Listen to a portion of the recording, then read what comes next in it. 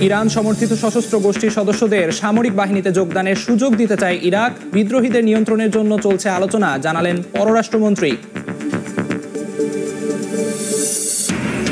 গাজায় যুদ্ধবিরতির খেলা থেমে নেই বর্বরতা। দুদিনে হামলায় আরও ৮৩ প্রাণহানি। দীর্ঘ আলোচনার পর হামাসের সঙ্গে বন্দি বিনিময় চুক্তির দাবি ইসরায়েলের। আল কাদের ট্রাস্ট দুর্নীতি মামলায় পাকিস্তানের সাবেক প্রধানমন্ত্রী ইমরান খানের ১৪ বছরের সাজা। স্ত্রী বুশরার বিবি সাদ উচ্চ আদালতে যাওয়ার ঘোষণা পিটিআইয়ের। দশম দিনে অনেকটাই নিয়ন্ত্রণে লস অ্যাঞ্জেলেসে দাবানল। বাতাসের গতিবেগ কমায় আপাতত শঙ্কা নেই আগুন ছড়ানোর। পোড়া বাড়িঘরে ফিরে বাসিন্দাদের আর্তনাদ। ইরান সমর্থিত সশস্ত্র গোষ্ঠীগুলোকে অস্ত্র জমা দিয়ে সামরিক বাহিনীতে যোগদানের সুযোগ দিতে চায় ইরাক। স্থানীয় সময় বুধবার লন্ডন সফরকালে দেশটির পররাষ্ট্রমন্ত্রী ফুয়াদ হোসেইন জানান, এসব গোষ্ঠীকে নিয়ন্ত্রণে আনার জন্য আলোচনা চালিয়ে যাচ্ছে সরকার। ইরাকের বেশ কিছু রাজনৈতিক দল ও সশস্ত্র গোষ্ঠীগুলোকে সমর্থন দিয়ে আসছে ইরান। তাই ক্ষমতা গ্রহণ করার পর তেহরানের উপর চাপ বাড়ানোর প্রতিশ্রুতি দিয়ে রেখেছেন নবনির্বাচিত মার্কিন প্রেসিডেন্ট ডোনাল্ড ট্রাম্প। কারণ ইসরায়েল ও মার্কিন সেনাদের উপর একের পর এক হামলা চালিয়ে আসছে ইরান সমর্থিত ইরাকি গোষ্ঠীগুলো। এরই মধ্যে নিয়ে নতুন উদ্যোগ নিতে যাচ্ছে ইরাকের প্রশাসন। ইরান সমর্থিত গোষ্ঠীগুলোকে অস্ত্র জমা দিয়ে সামরিক বাহিনীতে যোগদানের সুযোগ করে দিতে প্রচেষ্টা চালাচ্ছে বাগদাদ। স্থানীয় সময় বুধবার লন্ডনের সফরকালে রয়টার্সকে এ তথ্য জানান ইরাকের পররাষ্ট্রমন্ত্রী ফুয়াদ হোসেইন। তিনি আরো বলেন, এসব গোষ্ঠীকে নিয়ন্ত্রণে আনার জন্য আলোচনা চালিয়ে যাচ্ছে সরকার। একই সঙ্গে ওয়াশিংটন ও বাগদাদের মধ্যে সম্পর্ক বজায় রাখতে চেষ্টা চলছে। এদিকে সিরিয়ায় আসাদকে হটিয়ে বিদ্রোহী গোষ্ঠী এইচটিএস এর ক্ষমতা গ্রহণ ইরাকের জন্য গুরুতর উদ্বেগ হয়ে দাঁড়িয়েছে। কারণ ২০০৩ সালে মার্কিন আগ্রাসনের পর সিরিয়া থেকে ইরাকে প্রবেশ করেছিল গোষ্ঠীটির সদস্যরা। নানা নাটকীয়তার পর অবশেষে হামাসের সঙ্গে বন্দি বিনিময় চুক্তিতে সম্মত হয়েছে ইসরায়েল। শুক্রবার দেশটির প্রধানমন্ত্রী বিনিয়ামিন নেতানিয়াহুকে ইসরায়েলের প্রতিনিধি দল অবগত করার পর মন্ত্রিসভাকেও বিষয়টি জানানোর জন্য নির্দেশ দেন প্রধানমন্ত্রী। যদিও গাজায় যুদ্ধবিরতি ও বন্দি বিনিময়ের চুক্তিতে ভাঙনের সুর উঠেছে ইসরায়েলি মন্ত্রিসভায়। গাজায় যুদ্ধবিরতি ঘোষণার পরও তেল আবিবের হামলা অব্যাহত রয়েছে। ২ দিনে নিহত হয়েছেন ৮৭ ফিলিস্তিনি। এ যেন শেষ মুহূর্তের ধ্বংসযজ্ঞের খেলা। যুদ্ধবিরতির ঘোষণার পর থেকেই অবরুদ্ধ গাজায় হামলার মাত্রা বাড়িয়েছে ইসরায়েল। শুক্রবারও দখলদারদের মুহুর্মুহু হামলায় কেঁপে ওঠে অবরুদ্ধ উপত্যকাটি। এতে ক্রমেই দীর্ঘ হচ্ছে লাশের সারি। নানা নাটকীয়তার পর অবশেষে বন্দি বিনিময় চুক্তিতে সম্মত হয়েছে ইসরায়েল। শুক্রবার এক বিবৃতিতে এ তথ্য জানিয়েছে দেশটির সরকার। ইসরায়েলি প্রধানমন্ত্রীর কার্যালয় জানায়, বন্দি মুক্তি চুক্তিতে সম্মত হয়েছে হামাস ও ইসরায়েল। একই দিন বিনিয়ামিন নেতানিয়াহুকে অবগত করার পর মন্ত্রিসভাকেও বিষয়টি জানানোর জন্য নির্দেশ দেন প্রধানমন্ত্রী। এর আগে বৃহস্পতিবার শেষ মুহূর্তের চুক্তিতে ফিলিস্তিনের স্বাধীনতাকামী সংগঠন হামাস কিছু শর্তে পরিবর্তন করতে চাওয়ার অভিযোগ করে মন্ত্রিসভায় অনুমোদনের জন্য ভোটাভুটি পিছিয়ে দেন বিনিয়ামিন। এরই মধ্যে আনুষ্ঠানিকভাবে চুক্তিটিতে সই করেছেন ইসরায়েল, হামাস, যুক্তরাষ্ট্র এবং কাতারের প্রতিনিধিরা। চুক্তির বিষয়টি সম্পর্কে অবগত করা হয়েছে জিম্মিদের পরিবারকে। তবে যুদ্ধবিরতি ও বন্দি বিনিময় চুক্তিতে ভাঙনের সুর উঠেছে ইসরায়েলি মন্ত্রিসভায়। বন্দি বিনিময় হলে পদত্যাগ করার হুমকি দিয়েছেন দেশটির জাতীয় নিরাপত্তা মন্ত্রী ইতামার বেন-গাভির। গাজায় যুদ্ধবিরতি একটি পরিত্যক্ত চুক্তি। এর অর্থ হলো শত শত সন্ত্রাসীকে মুক্তি দেয়া, হাজার হাজার গাজাবাসীকে উত্তরাঞ্চল থেকে ফিরিয়ে আনা, ফিলাডেলফিয়া করিডোরের সংঘাত বন্ধ করা। বন্দি বিনিময়ের চুক্তির অর্থ হলো এখন পর্যন্ত ইসরায়েলের সব অর্জন ধূলিসাৎ হয়ে যাওয়া। বিশ্লেষকরা বলছেন, কট্টর ডানপন্থী এই নেতার পদত্যাগে দেশটির পার্লামেন্টে কমে যাবে ক্ষমতাসীনদের আসন সংখ্যা, নেমে আসবে ৬৮ থেকে ৬২-তে। এতে চ্যালেঞ্জের মুখে পড়বেন বিনিয়ামিন নেতানিয়াহু। এমনকি নেতানিয়াহুর অন্যান্য সহযোগীরা যদি বেন-গাভিরের সঙ্গে যোগ দেয়, তবে পতন ঘটতে পারে সরকারের। গাজায় ১৫ মাসের দীর্ঘ যুদ্ধ ধ্বংস ও বিপর্যয়ের এক করুণ চিত্র তৈরি করেছে। যুদ্ধের ধ্বংসাত্মক প্রভাব পুরো উপত্যকাতে বিপর্যস্ত করে তুলেছে। ইসরায়েলি হামলায় হাজার হাজার মানুষ নিহত ও আহত হয়েছেন। ধ্বংসস্তূপে পরিণত হয়েছে গাজার অবকাঠামো, ভেঙে পড়েছে স্বাস্থ্য ও শিক্ষা ব্যবস্থা। মানবিক সংকটে দিন কাটাচ্ছেন বাস্তুচ্যুত বাসিন্দারা। যুদ্ধবিরতির ঘোষণা কিছুটা স্বস্তি বয়ে আনলেও গাজার পরিস্থিতি পুনর্গঠনে বিশ্ব সম্প্রদায়ের সাহায্য অপরিহার্য বলে মনে করছেন বিশ্লেষকরা। 2023 সালের 7 অক্টোবর ফিলিস্তিনের স্বাধীনতাকামী সংগঠন হামাস গাজা ভূখণ্ড থেকে ইসরায়েলে নজিরবিহীন রকেট হামলা চালায়। এতে প্রায় 1200 ইসরায়েলি নিহত হন। একই সঙ্গে 251 জনকে জিম্মি করা হয়। এই হামলার প্রতিক্রিয়ায় ইসরায়েল ওই দিন থেকেই গাজায় ব্যাপক পরিমাণ বিমান হামলা শুরু করে। প্রাথমিকভাবে সংঘাত শুধু কয়েক সপ্তাহের জন্য চলতে পারে ধারণা করলেও তা 15 মাস ধরে অব্যাহত থাকে। গাজার স্বাস্থ্য বিভাগ জানিয়েছে, ইসরায়েলের নৃশংসতায় 46,000-এরও বেশি ফিলিস্তিনি নিহত হয়েছেন। এদের মধ্যে অধিকাংশই বেসামরিক নাগরিক। নিহতদের প্রায় 13,000 শিশু। আহত 1,10,000 মানুষের একটি বড় অংশ এখন স্থায়ী শারীরিক অক্ষমতার শিকার। এছাড়াও প্রায় 10,000 মানুষ ধ্বংসস্তূপের নিচে আটকা পড়ে মারা গেছেন বলে ধারণা করা হচ্ছে। হতাহতের পাশাপাশি ইসরায়েলি হামলায় গাজার 90% ঘরবাড়ি ধ্বংস বা ক্ষতিগ্রস্ত হয়েছে। মসজিদ, স্কুল, দোকানপাট এবং অফিস সহ বাদ যায়নি কিছুই। অঞ্চলটির 80% এলাকা থেকে বাসিন্দাদের সরিয়ে নেওয়া হয়েছে। প্রায় 19 লাখ মানুষ এখন আশ্রয় শিবিরে রয়েছেন, যেখানে পর্যাপ্ত খাদ্য ও পানির অভাবে তারা জীবনযাপন করছেন। এছাড়া তীব্র শীত ও অনাকাঙ্ক্ষিত বৃষ্টি তাদের জীবন আরও দুর্বিষহ করে তুলেছে। অঞ্চলটির বেশিরভাগ হাসপাতাল ধ্বংস হওয়ায় স্বাস্থ্যসেবা কার্যক্রম প্রায় অকার্যকর হয়ে পড়েছে।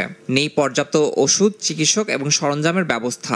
হামলায় নিহত হওয়ার পাশাপাশি গাজার বাসিন্দারা নানা সংক্রামক রোগে ভুগছেন। 2024 সালে প্রায় 12 লাখ শ্বাসতন্ত্রের সংক্রমণ এবং 5 লাখের অধিক ডায়রিয়ায় আক্রান্তের ঘটনা রেকর্ড করা হয়।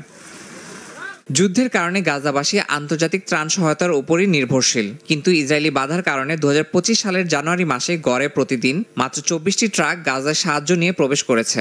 এর কারণে প্রায় 3,45,000 মানুষ চরম খাদ্য সংকটের পাশাপাশি মানবিক বিপর্যয়ে পড়েছে। যুদ্ধবিরতির ঘোষণায় কিছুটা স্বস্তি বয়ে আনলেও গাজার পরিস্থিতি পুনর্গঠনে বিশ্ব সম্প্রদায়ের সাহায্য অপরিহার্য বলে মনে করছেন বিশেষজ্ঞরা। আল কাদের ট্রাস্ট দুর্নীতি মামলায় পাকিস্তানের সাবেক প্রধানমন্ত্রী ইমরান খানের 14 বছর এবং তার স্ত্রী বুশরা বিবিকে 7 বছরের কারাদণ্ড দিয়েছেন দেশের আদালত। পরপর 3 দফায় তারিখ পেছানোর পর শুক্রবার রায় ঘোষণা করা হলো। এ সময় আদালত কক্ষ থেকে বুশরা বিবিকে গ্রেফতার করে নিরাপত্তা বাহিনী। যদিও এই মামলা মেকি বলে আখ্যা দিয়েছেন ইমরান খান। পিটিআই নেতারাও রায়ের তীব্র নিন্দা জানিয়েছেন।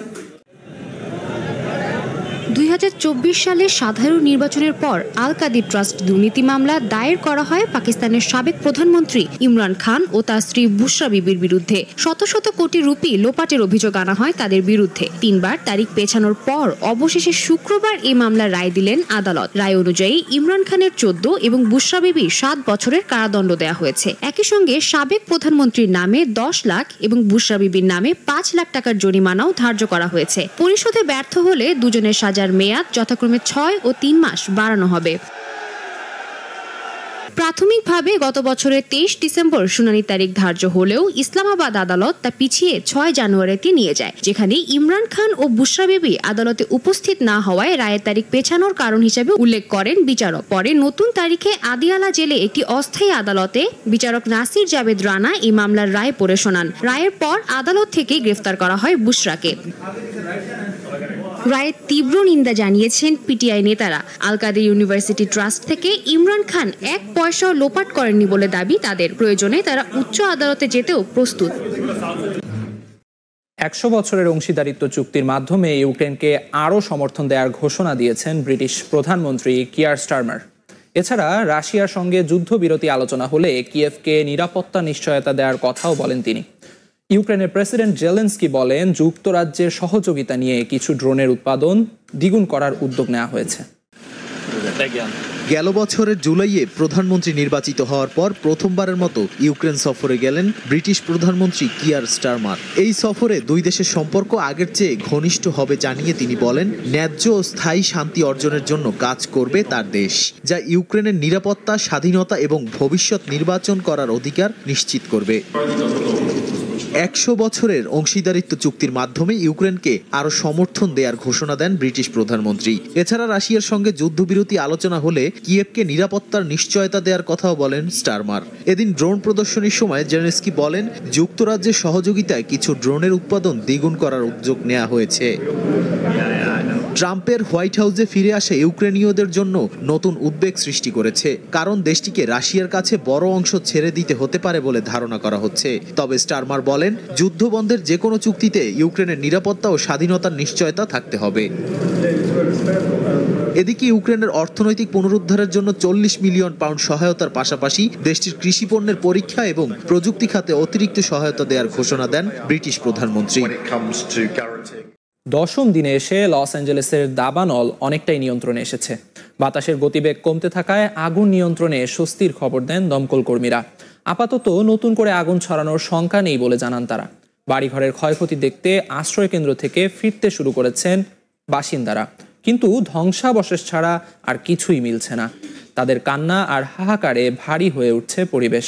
দুর্গতদের সহায়তায় এগিয়ে এসেছেন বাংলাদেশিরাও। যুক্তরাষ্ট্রের দুর্গত এলাকা ক্যালিফোর্নিয়ার আর্কেডিয়া থেকে বিস্তারিত লস্কর আল মামুনের রিপোর্টে। অবশেষে মিলল স্বস্তির খবর। টানা 9 দিন পর স্থানীয় সময় বুধবার থেকে স্তিমিত হয়ে আসছে ভয়াবহ দাবানল। পুরোপুরি আগুন নিয়ন্ত্রণের আশা দেখছেন দমকল কর্মীরা। আবহাওয়াবিদরাও দিয়েছেন ভালো খবর। বাতাসের গতিবেগ কমতে থাকায় আপাতত দাবানল ছড়ানোর শঙ্কাও নেই। জাতীয় আবহাওয়া দপ্তর জানায়, আগামী কয়েকদিন উপকূলীয় বাতাস অতি প্রয়োজনীয় আর্দ্রতা বয়ে আনবে এবং বড় ধরনের উন্নতির সম্ভাবনা রয়েছে।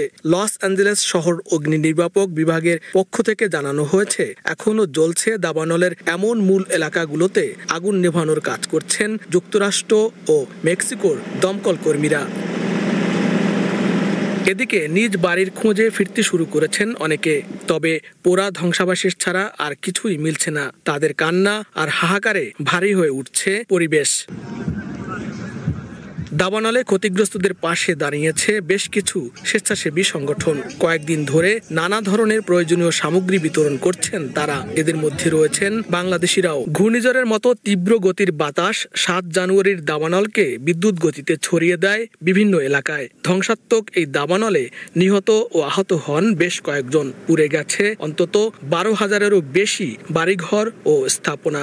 সব হারিয়ে গৃহহীন হয়ে আছেন অন্তত 1.25 লাখ বাসিন্দা। ধ্বংসস্তূপে পরিণত হয় লস অ্যাঞ্জেলেসের বিস্তীর্ণ এলাকা।